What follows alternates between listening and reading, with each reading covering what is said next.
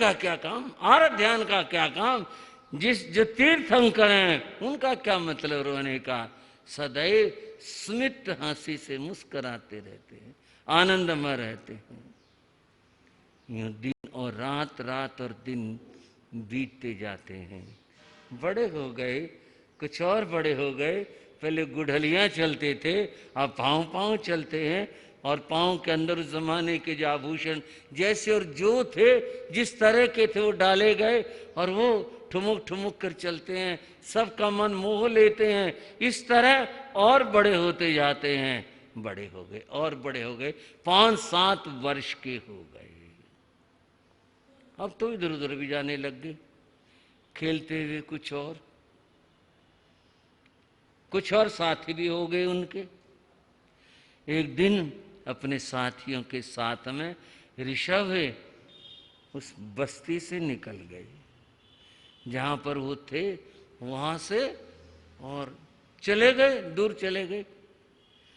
जंगल होते थे चारों तरफ, पेड़ पेड़ झाड़ियां, निकल गए, आगे निकल गए। बताना चाहता हूं, तीर्थंकर अनंत बलि होते हैं। एक बलवान होता है, एक अनंत बलि होते हैं। उनको कभी भय नहीं लगता, कभी उन्हें भय नहीं होता, कभी भय नहीं लगता। इसीलिए हम नमोत्थनम के पाठ में कहा करते हैं, नमो जिनाणं जिये भयाणं, नमो जिनाणं जिये भयाणं, नमो जिनाणं जिये भयाणं।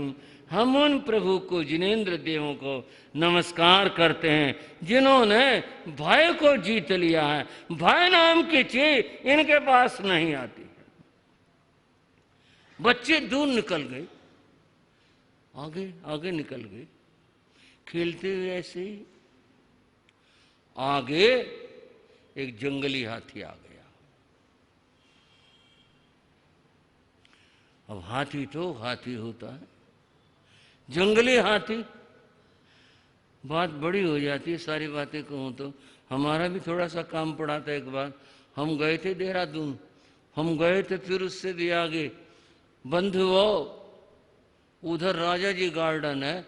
जो राजा जी गार्डन है वह हाथियों का अभयारण्य है, उसमें बहुत हाथी हैं। हम उस अभयारण्य में गए थे, मावे हम भी देख के आएंगे। हमें मिल गए कुछ भाई, बोले महाराज कहाँ जा रहे हो? मावे हम भी सोच रहे हैं, इसमें कहते हैं बड़े हाथी हैं। कहाँ आ गए आप? चलो वापिस। माँ क्या बात? अरे निकल आया, मुश्किल हो जाएगा पीछे छुड़ाना, पीछे पड़ जाते हैं ये, चलो। वो लाया हमारे को, हमें तो पता भी नहीं था। हम तो एक खेल सा समझ रहे थे, भाई जंगल में हाथी घूमते फिरते होंगे। बोले ये कोई भेड़ बकरी जैसे देखिए होगे, ये तो बड़ा मुश्किल काम है। हम वापिस आ गए। हाथी निकल आया कहीं से और वो झूमता हुआ, और उसने सुंडा उसने ऊपर उठाए। बच्चों ने देखा, भागो भागो भागो, हाथी निकला है, हाथी निकला। जिसको देखो वही भागा, उल्टे पांव भागा। सिर्फ एक बालक खड़ा रहा, सारे भाग गए। और वो भी चिल्ला चिल्ला के, और ऋषभ अरे यहां क्यों खड़ा तू, जल्दी है जल्दी है, हाथी आ गया। हाथी आ गया तो फिर भागने की क्या बात है? सारे बच्चे तो भाग गए जान बचा करके। बहुत बड़ा जानवर है भाई, ये तो बहुत बड़ा है। और वो उसे से देख रहे हैं जैसे कोई बात ही ना हो। उनके लिए कोई बात नहीं थी, हमारे लिए तो सोचना भी मुश्किल सा पड़ रहा है। बालक के आगे और हाथी आ जाए, बड़ा हो बालक के छोड़ो बात, हाथी देख करके आदमी एकदम से होता हाथी आ गया। और अगर पालतू है तो बात अलग, नहीं हाथी उसके सामने खड़ा कौन हो जाए। लेकिन वो महान बलशाली ऋषभ होने वाले तीर्थंकर भगवान, बहुत बड़ा भाई ये तो। और हाथी आगे को आ रहा था, वो नहीं एक कदम भी पीछे को हुए कि भी देख लें पीछे चलें वापिस चलें। और वो सूंड उठाए झूमता हुआ आगे आगे आने, देखें क्या करेगा ये। वो ये कह रहे हैं, देखें क्या करेगा ये। तीर्थंकरों की अनंत पुण्यवानी होती है। नमस्कार कर लो तीर्थंकरों को, उनकी पुण्यवाणी को। हाथी आया, उनके सामने आकर खड़ा हो गया, आक्रमण नहीं, उनकी पुण्यवाणी थी, उसने कुछ नहीं किया, सामने आकर खड़ा हो गया। वो भी देखते रहे, और ये क्या हुआ, ओ इतना ऊंचा, इतना सारा बड़ा। और आपने तो देखा होगा बैठता भी बड़ी कठिनाई से है, पहले पीछे वाला भाग नीचे को करेगा, फिर आगे से झुकेगा, फिर ठीक से बैठेगा, ऐसी इसकी स्थिति होती है।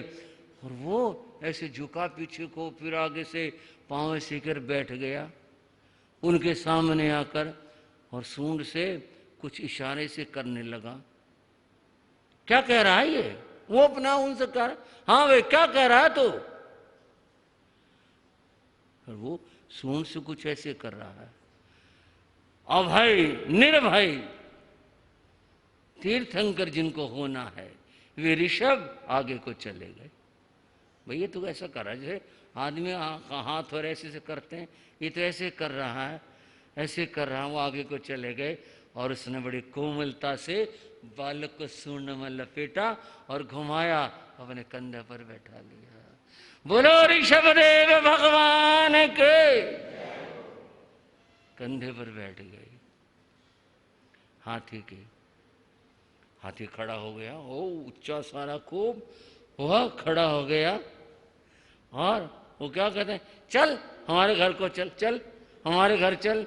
और वो तो चल दिया, चलता रहा। और हाथी आया, बचो भाई बचो, हाथी आया। एक बच्चा बैठा भाई इसके ऊपर, कौन है ये? देखा, और ये तो कुलकर का बेटा है, ये तो ऋषभ है। ये से कैसे हो गया, ये कैसे आ गया, ये कैसे चढ़ गया इसके ऊपर? ये क्या मरने का काम कर लिया इसने? कोई पेड़ वेड़ के ऊपर चढ़ा होगा, उससे इसके ऊपर उतर आया होगा। अरे तू क्यों चढ़ गया इसके ऊपर? अरे वो मुस्करा रहे हैं, आनंद ले रहे हैं। मैं तो हर महापुरुष की घटना में आनंद लेता हूँ। ऋषभ बालक हाथी के कंधे पर बैठे हुए आनंद ले रहे हैं, और कृष्ण है नाक के फन के ऊपर नाच कर आनंद ले रहे हैं। महावीर हैं वो उस सांप को पकड़कर एक बार भी तो नहीं डरे जरा से, वो उसका आनंद ले रहे और उसे कह रहे हैं तू हमारे को डराएगा? हम तो नहीं डरते तेरे से, बोल अब क्या करेगा? और महावीर उस सर्प को दोनों हाथों से पकड़े हुए, बोल। आनंद ले करके और छोड़ाए उसको दूर से जाकर। लोग दूर दूर से देखें, नाभि कुल कर आए, अपने बेटे को देखा, ये तो है ही ऐसा पुण्यमान, इसके आगे तो सारी दुनिया झुकती है। उन्होंने कहा ऋषभ तू नीचे आ जा, इससे नीचे आ जा, इसके से नीचे उतरना भी खतरनाक काम है, इससे नीचे उतरना उनके लिए, ऋषभ के लिए नहीं था। और यूं थोड़ी देर हाथी बस झूमा खड़ा रहा और बैठ गया। वो तो पीछे को झुका, आगे को झुका, और ऐसे हुआ बैठ गया।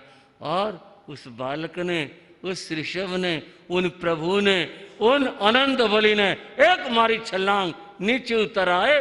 हाथी खड़ा हुआ, मुड़ा और जंगल को जाता रहा। ये क्या हुआ भाई, ये कैसे हुआ? तूने कब देखा इसको? तू कहाँ मिला? तो इससे ये तेरे को ऐसे कैसे ले आया? इसने कहा था मेरे को, ऐसे ऐसे कर रहा था, मैं इसके पास चला गया और इसने मेरे को पकड़ के अपने यहां बैठा लिया। वाह भाई वाह, ऋषभ तेरे को डरने की क्या बात? यही बुला रहा था ना, मैं कोई गया, इसने मेरे को बुलाया, मैं चला गया। बंधुओं, उस हाथी का रंग श्वेत था। ये भूरे भूरे आज भी होते हैं हाथी, काले रंग के भी होते हैं और भूरे भूरे रंग के भी होते हैं। उस जमाने में श्वेत रंग के भी हाथी होते थे, तो तब इनका नाम विमल वाहन पड़ा। क्या पड़ा? विमल, श्वेत, साफ, सुंदर, जिसका वाहन है, अर्थात हाथी की जिसने ऐसे अकेले में छुटपन मार यूं ऐसे सवारी की थे, ऐसे हुआ था बंधु इन्हें विमल वाहन भी कहा जाता है।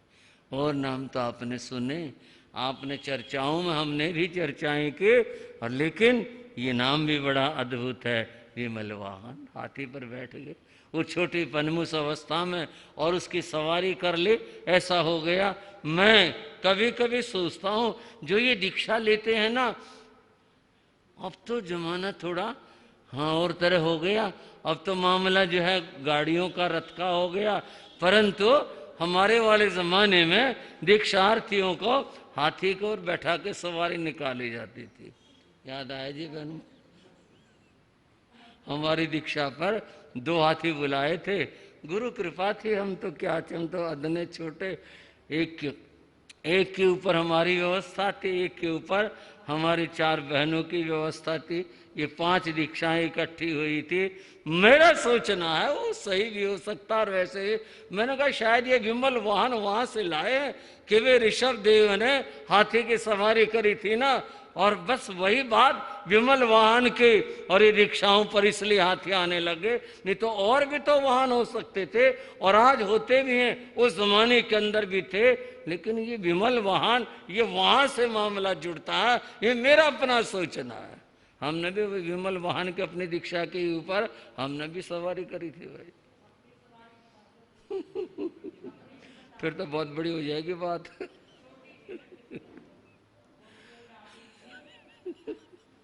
हाँ जी, हाँ जी, चलते अपनी चर्चा के ऊपर। समय व्यतीत होता जाता है। महापुरुषों की बात मैं पुनः पुनः दोहरा कर कहता हूं, सभी विलक्षण और अद्भुत होती हैं, विचित्र होती हैं। अब हम थोड़ा इनके परिवार की ओर आते हैं। परिवार के साथ में हम उस जमाने की हालातों की, परिस्थितियों की बात भी करते हैं। वो जमाना जिस जमाने में ऋषभ देव जन्मे थे, बड़ी विचित्र बात है, प्रकृति की, मनुष्य की नहीं, प्रकृति की बात है।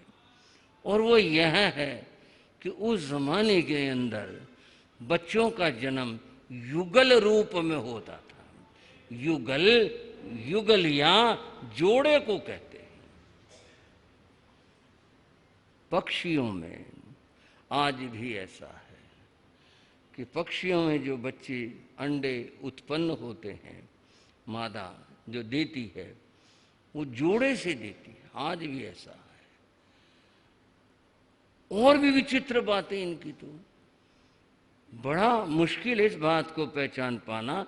मैंने पढ़ा है यह, कदाचित अगर एक अंडा खराब हो जाए या ये कौवे दूसरे जानवर ले उड़ते हैं, इनका मौका लग जाए तो कुछ कर देते हैं, एक रह जाए। अब उन युगल अंडों की बात कर रहा हूं, पक्षियों की मैं, उनमें एक नर होता और एक मादा होता है। ऐसा ही होता है इनके, ऐसा कभी नहीं होता कि दोनों नर हो या दोनों मादा हो, एक नर होता है एक मादा होता है, ऐसा होता है। अगर एक को कोई खराब हो गया या कुछ बात होगी, कोई दुर्घटना हो ले गया, एक रह गया, पता नहीं क्या बात है, इस बात का नहीं रहस्य पता। वह जो उनकी माँ है, मादा है, वो एक अंडा और दे, 2 नहीं देती अगली बार में, और वही देगी जो उठाया गया है। अगर नर उठाएगा तो नर होगा। आप मेरे से पूछो महाराज जी आपको क्या पता, बस जो पढ़ी बात है, जो सुनी बात है वही बात बताना, बाकी मुझे पता नहीं। ऐसा ही बताते हैं कि ऐसी विचित्र बात है पक्षियों के, अगर मादा अंडा था हुआ, अगली बार वो एक देगी और मादा देगी, और फिर उनका युगल जोड़ा बनेगा और फिर वो उड़ेंगे। पक्षियों की बात है ये आज भी। उस जमाने में मनुष्यों की भी ये स्थिति थी कि युगल जन्म होता था, जोड़े से जन्म होता था। तो फिर आप पूछोगे ऋषभ की तो बात फिर आपने बताई नहीं, क्या हुआ, या ये जमाना पलट गया था, बदल गया था, क्या हो गया था? ऋषभ युग में इनके द्वारा परिवर्तन आया था। उसी परिवर्तन की बात को बताने जा रहा हूं। उस समय तक मनुष्य जाति में युगल जन्म हुआ करता, एक बालक और एक बालिका, ऐसा ही था। प्रकृति की बात थी। यह ऐसी ही बात लिखी हुई है ग्रंथों में, युगल युगल जन्म होता था। ऋषभ का जन्म भी युगल हुआ था,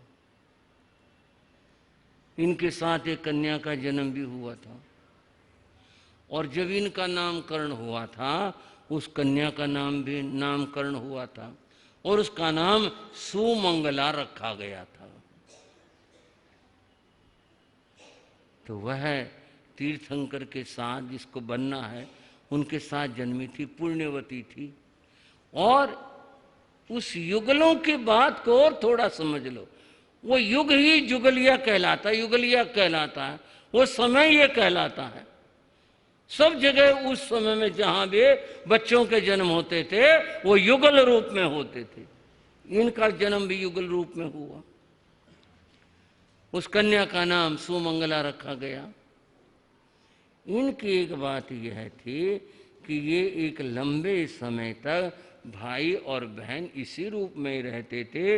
विकृति विकार युवा होने पर भी इनमें कोई नहीं आता था, किंचित भी नहीं आता। भाई बहन थे, साथ रहते थे। एक उम्र पर पहुंच करके फिर इनके विवाह सामाजिक रीति से किए जाते थे, उस समय की जो सामाजिक रीति थी उसके अनुसार।